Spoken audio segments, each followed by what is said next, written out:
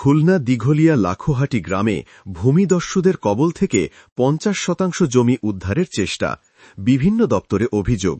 মো মনিরুল ইসলাম মোড়লের পাঠানো তথ্যচিত্রে বিস্তারিত। খুলনার দিঘলিয়া লাখোহাটি বারাকপুরে মৃত হাশেম শেখের পুত্র মো হাবিবুর রহমান শেখ উপজেলার লাখাহাটি মোজায় RS খতিয়ান নম্বর ৩৯৪৬, ১৫৭৫, ২৫৪৫, ৫৯৩, কয়েকটি দাগের দাগ নম্বর ১০৩৯৮, ১০৩৬৬, ১৩৩৪৪, ১০৩৬৮ বিভিন্ন সময়ে সর্বমোট ২% জমি ক্রয় করেন। শান্তিপূর্ণভাবে ভোগ দখল করছিল। পরে উক্ত জমির উপর শকুনের চোখ পড়ে যায়, এমন অভিযোগ করেন মো হাবিবুর রহমান। বলেন, আদালতে বারবার রায় পাওয়া সত্ত্বেও এদের শক্তির কারণে আমি জমিতে।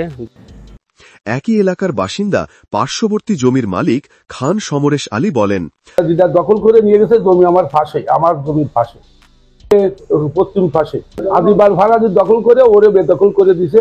5 বছর 6 বছর দখল করে বেদখল করে দিছে। এই জমি নিয়ে মামলা চলছিল।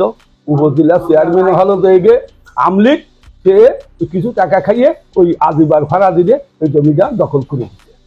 আরেক পার্শ্ববর্তী জমির মালিক ইদ্রিস আলী খান বলেন, দক্ষিণের আমার জমি, সেই জমি হাবি নিচে নেওয়ার পরে ওই জমি তো যে কাজে জমি নিচে নেওয়ার পরে জমি চলতেছে এবং সেই জমিটি মারামারি হয়েছে, গাছগাছালি আছে, জমি রাখিছে হাবি, সেই জমিটা জোর করে দখল করে খাচ্ছে।